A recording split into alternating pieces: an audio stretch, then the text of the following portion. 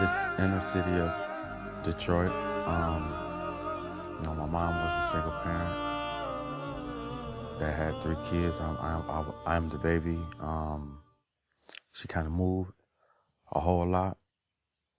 So many different places in Detroit that I have lived. I grew up in the late 80s, early 90s, epic drug culture.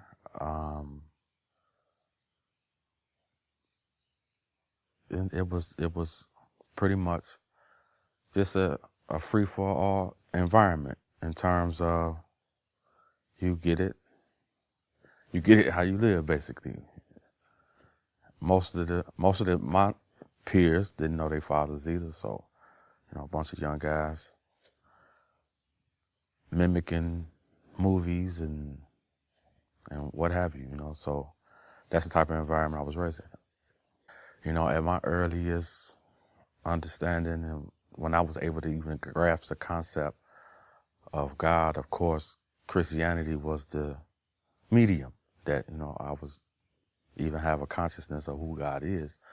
At a very early age, it was just impossible for me to digest, so to speak,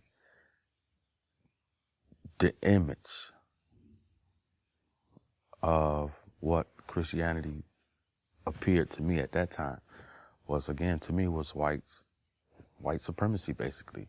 Jesus is white, so I rejected it. How can I read the Bible and God love me, and this image that I see, I don't even reflect the image when I look in the mirror. So I was completely detached from that whole ideology, just based upon that, Christianity as a block, as a religion. One would be insane not to read of the teachings of Jesus, even as contained in the Bible, and not feel the weightiness of what Jesus is talking about, the principles, basically. So, those principles are valid, but Christianity as a whole, I rejected religion at that point. And Islam came to me through the 80s version of Farrakhan. I don't know if you're familiar with Louis Farrakhan and the Wise, but their version of Islam, they was the Nation of Islam, and their understanding from the teachings that they espoused turned me off of even want to know what, Islam was about. It was chaotic to me, at the end of the day. So up until I was 15 and committed a murder and ended up going to prison for quite a long time. But religion never played a part in my life for a long time until I was able to, sit down and read. So, well, in my environment, I grew up around some predatory and cutthroat type of individuals. For instance, YBI, Young Boys Incorporated, was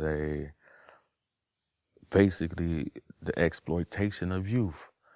Somebody figured out a loophole in the law where young guys wouldn't get persecuted in the manner that an adult would.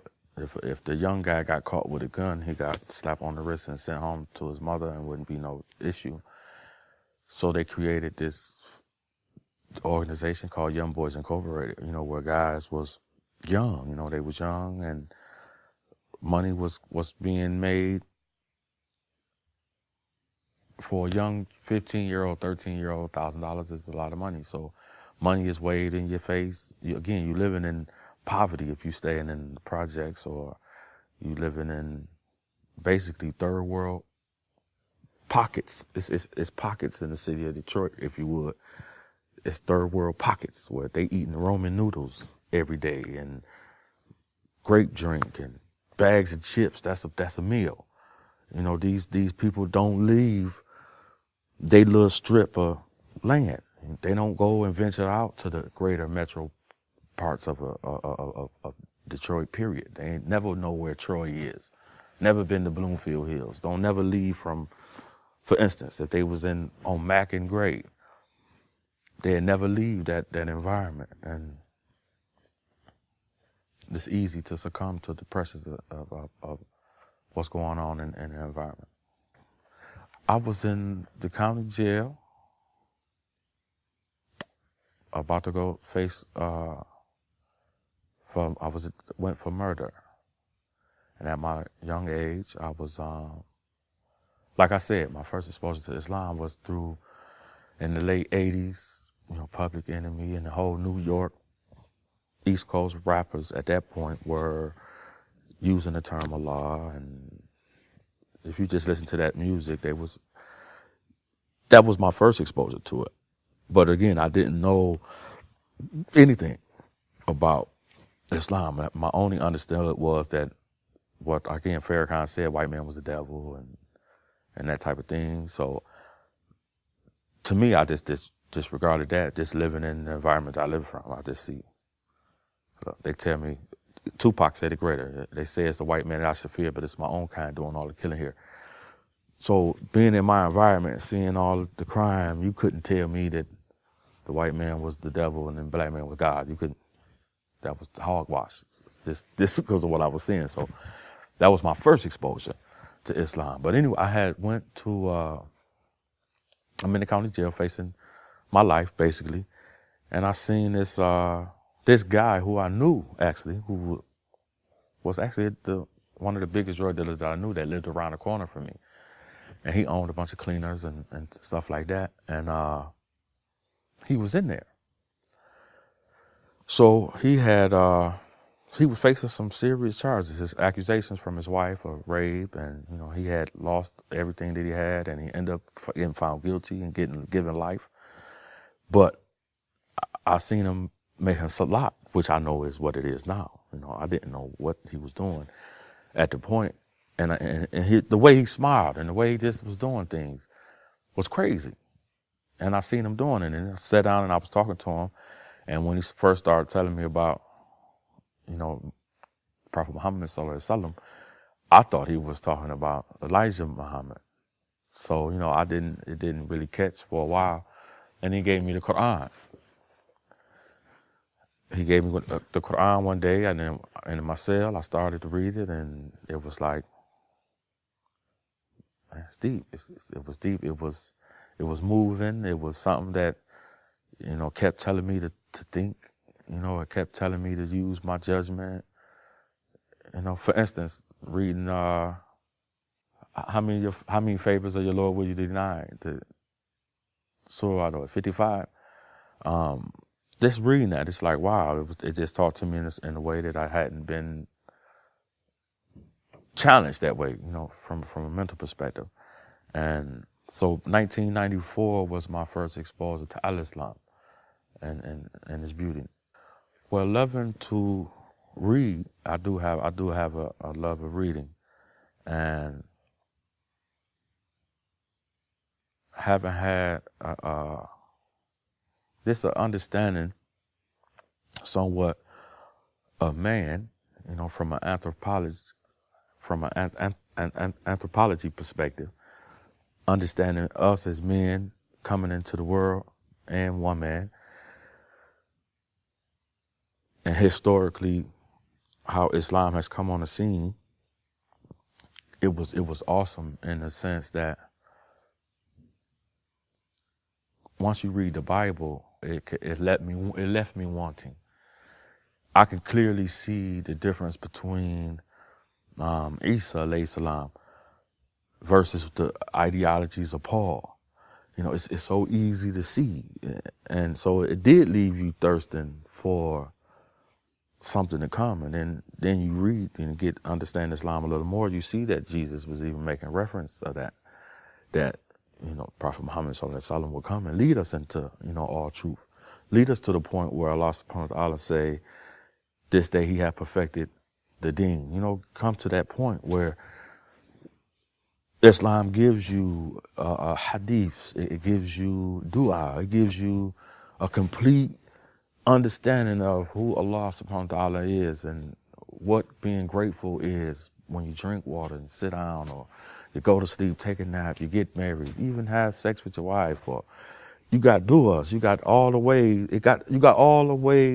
the tools and means to give praise to Allah subhanahu wa ta'ala in a continuous, live your life with a continuity of praising, not a sporadic praise, or my car broke down, I got to give a praise to Allah, or I wanted this job, or and then we give a praise. Islam teaches you to have this continuity of praise. It teaches you to morally check yourself. You know what I mean? It teaches you to constantly reflect on right. You do start things with the right hand.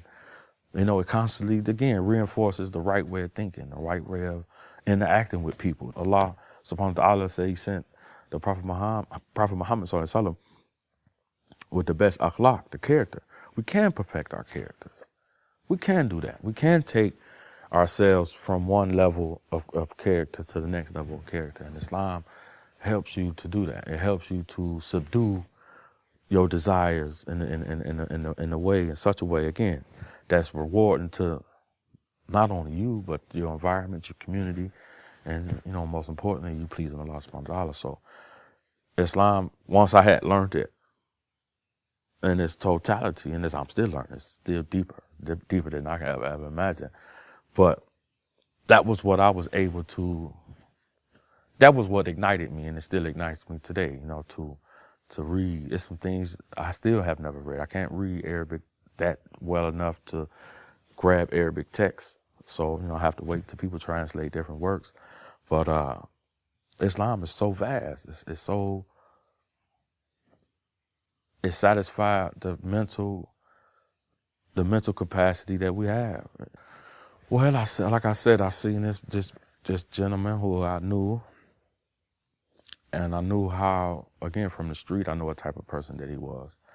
And when I ran into him here, like I said, he had been caught up in a situation with his ex-wife, which he professed his innocence. But he ended up, again, getting locked up for life. And he may have done maybe 6-7 years behind bars before he got vindicated that, he didn't do what he said, and he was ended up being released. But the grace of the way he carried himself and his trust in Allah subhanahu wa ta'ala, that, I think was the biggest transformative thing for me, because the guy I know I'd have been pissed off if I had been placed in that position that he was in, and he didn't do it. And it was just a matter of somebody emotionally being hurt and getting back at him in a way that they can get back at him. So, I listened to him, and again, I read it was a Yusuf Ali edition Quran, the older version, so it had a lot of commentary. The story, I had never heard of who Prophet Muhammad, prior to then, never, sallallahu alaihi wasallam, never understood, never, nobody had ever talked to me about that. So, once I did learn as much as I could from the Quran, because you couldn't have books like that inside of the county jail. So I learned that from that. He ended up giving me my shahada from there. Once I got into prison, and inside of prison, after I had been found guilty myself, I sought out the Muslim people that was in jail. So, I was embraced by brothers from, it's some brothers from different nationalities, brothers from Iraq that was in prison, different brothers from different nationalities, different people with different madhabs. I was even at one prison where they had a Islamic person that's what they call him, Islamic chaplain, but he was a brother who he wore the whole garb and wore a beard and turban. He wore to work every day. That's what he wore. I had the privilege of being his clerk. So, as I was his clerk, I was able to read, vast amounts of books that he would purchase, that he had in his own library. I was able to just sink my teeth into Islam to the point where, it was beautiful. I lost myself in Sheikh Husri recitations of the Quran. I was able to have the Quran on tape. I know how to read it and write it. I just immersed myself into the Sunnah, from all the different hadiths, Ibn Dawood, Tirmidhi, Sahih Muslim. I just read everything that I could get. I read. I taught the different brothers their experiences, and it was this romantic thing. If this is the way man's supposed to be, and understanding Allah subhanahu wa ta'ala understands man in all his ways, what he think he know and what man think he don't know. Islam gave me a way to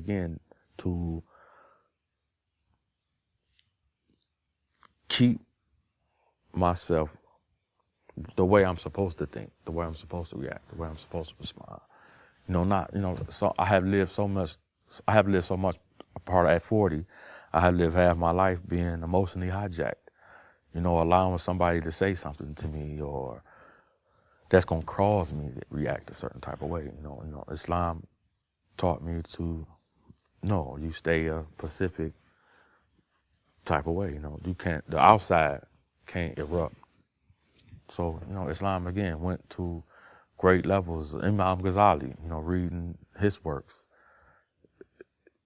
it gives you again a sense of purification and what that means. Not just an outward purification, but a purification of, again, I'm not gonna listen to gangster music or rap music or that type of thing. I'm not gonna pollute.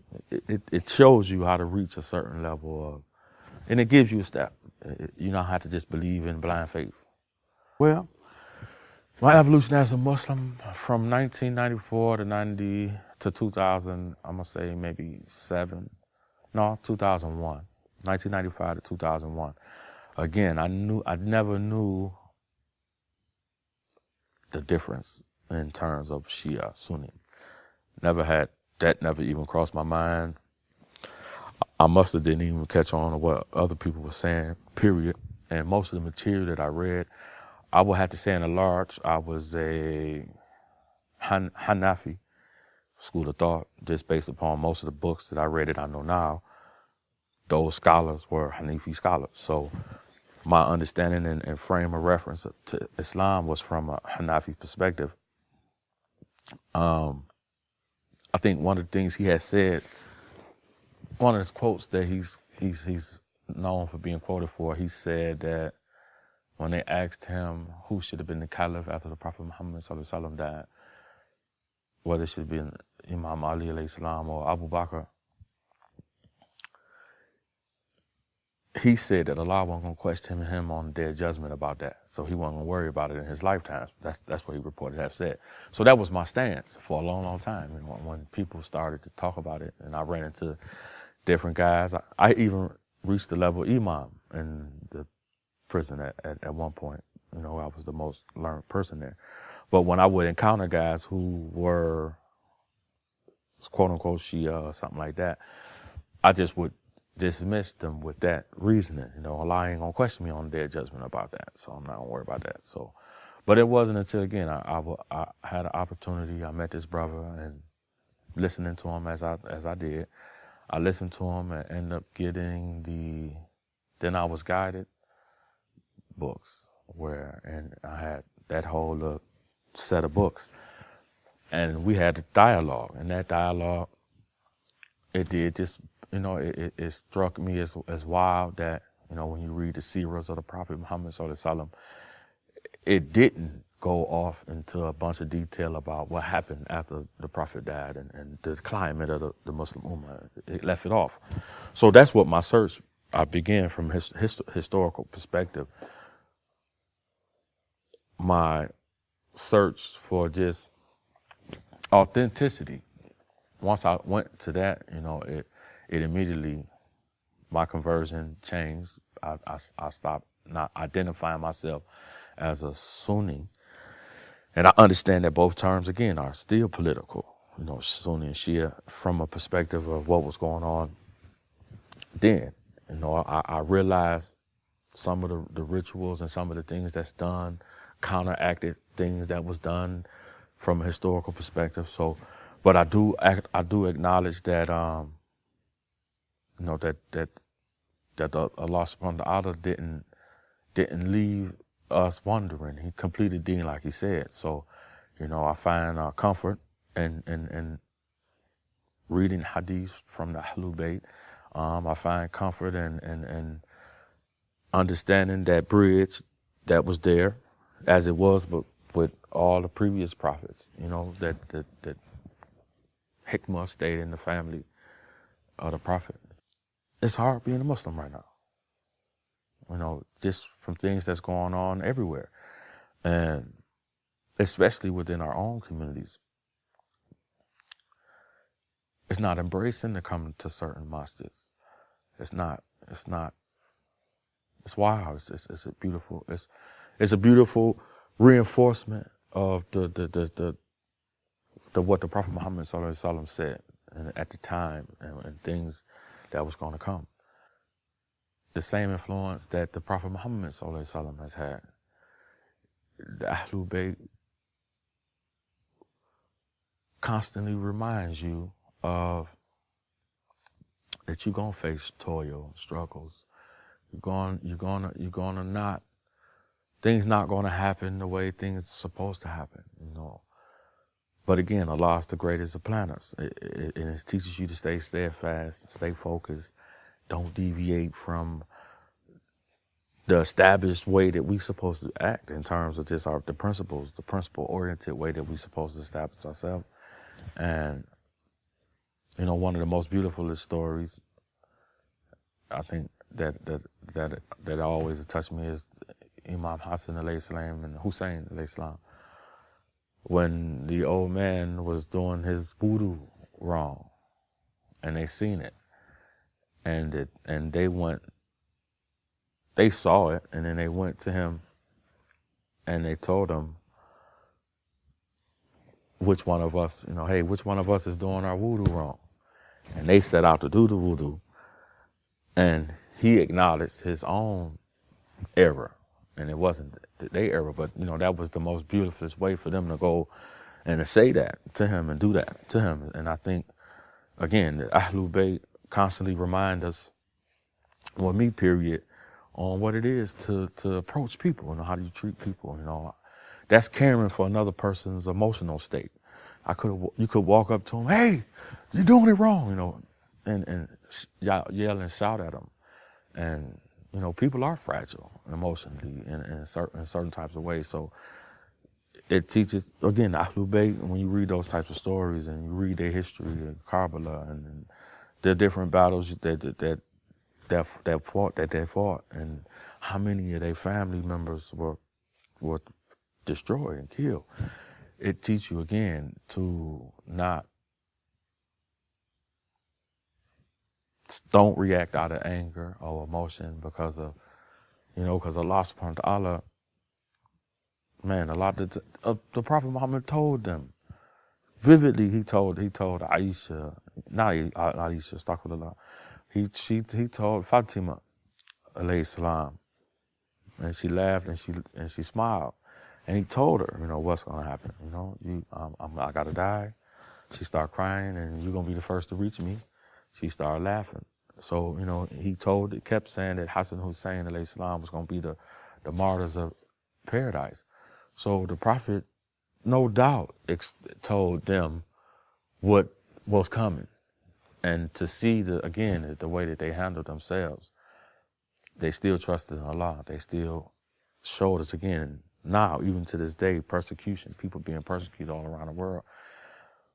If they look to the Ahlul Bayt, we know how to deal with that persecution in a way that's pleasing to Allah subhanahu wa ta'ala. I'm just as human as the next person. In no way, shape, form, or fashion am I not prone to error or just downright foolishness. Just acting in a way that's pleasing to me. But for the most part, Islam gives me a parameter. Whereas I used to put profits before people. You know what I mean? In terms of money. And now you could say Islam has given me the ability to place the prophets, alayhi salam, before profits, monetary profits. So Islam teaches you, again, this as a shower. If I took one shower today, and then it's not going to prevent my body from smelling, 24 hours from now.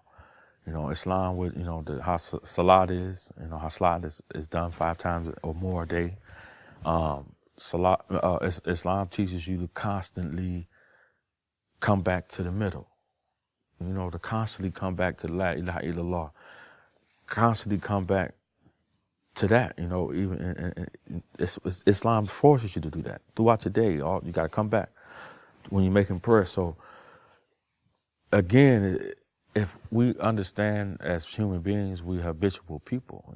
Again, if praising Allah subhanahu wa ta'ala becomes a habit, our lives change. Not only does it change for our own selves, but it changes again collectively for the people that's around us, the environment. So, Islam gives me hope that not to act like an uncivilized person, man. I could literally just be atheist and not care about, I believe in the concept of a heaven and a hell just based upon, I know I done got away with some things that I done that was shielded because I sneak and I done it. And then you think you get away with it, so you don't think you have to pay for those things. But, Islam give me the ability to take comfort in the fact that you're going to be held accountable for the things that you do in this life. You're going to be held accountable for those things. And it might appear to the world that, again, the bomb in Hiroshima was dropped on some people. The Native Americans were slaughtered. The people in Palestine being slaughtered. And some people be like, well, why would you believe in a God that allowed these things to happen? That's, people ask you those things all the time. Well, again, Islam gives me an understanding that man has the capacity, man, to go, the pendulum swings both ways. A man could be benevolent and he exhibit the attributes of Allah subhanahu wa ta'ala in all his actions and his ways. But the pendulum swings both ways. He can just be just as devious and diabolical as Shaitan and exhibit all his actions and his ways. So Islam clearly points that out to me. Clearly gives you an option to be the party of Allah subhanahu wa ta'ala, be the party of Shaitan. It gives you that option. And to me, that's what Islam takes the covers off of the mystery that the world is. It's not really a mystery at the end of the day. You got to choose. You can be the party of truth, or you could be the party of jahiliyyah. You could be the party of dunya. That's what most people want. Most people chasing the world, the lights, the casinos, the cars, the girls.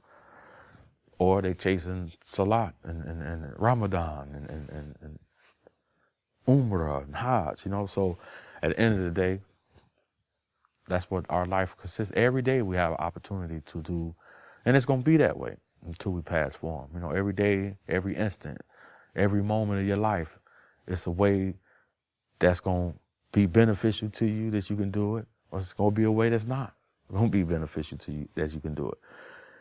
And they both have his own ends and destructions. So, again, Islam points that out to you beautifully. And as a person, I needed to know that. I needed to know that I should strive to be nothing other than a person who just responded to life as life brought it. Wasn't no rhyme or reason to it, or no right or wrong. At some point in my life, I never thought about a right or wrong. it doesn't matter. You got to deal with the consequences. I ain't got time to talk about right or wrong. But Islam changed that for me, where it is a proper way to do something, a proper way not to do something. And it's clearly defined. It's not a mystery. It ain't nothing that you got to guess or second guess. It's purity. What to say? Truth is firmly established, and falsehood is firmly falsehood. So shenanigans is shenanigans. What's right is clearly what's right. And again, Islam beautifully reminds you of that. You have no excuse as an individual to live your life under delusion, basically. To walk through the earth like you don't understand what's going on around you. So it's been a life changer for me. It has changed my life in a whole lot of ways. So alhamdulillah that I know what I know from about Islam, and I didn't live in that country. I didn't grow up with Muslim parents. So it's amazing. It's amazing that I was given what I have been blessed with by Allah subhanahu wa ta'ala, with hidayat. Alhamdulillah. I wouldn't know. Now I got a little son, his name is Yusuf. So, awesome story, beautiful, like I'm saying. The difference, beautiful difference. When you read about the prophet Yusuf or Joseph in the Bible, that story is told. And the principles still apply. You can read it, you can find it in there from the biblical perspective. But when you read the Quranic perspective, it's a point where I think they say her name Zuleika. I don't know if that's the commentary of it, but when the lady had invited her friends over and they had cut their hands, and they all had fell in love with the beauty of Yusuf, alayhi salam. He prayed to Allah subhanahu wa ta'ala and said that, "Oh Allah subhanahu wa ta'ala, prison is more to my liking than that to which they invite me to. Oh Allah, if you don't save me, I shall be inclined to," basically he said, to submit to my own youthful folly. So again, this is for the Prophet Yusuf alayhi salam, man's natural, his gravitation towards what they was inviting him to. But he prayed to Allah subhanahu wa ta'ala, "Oh Allah, please remove this from me, man.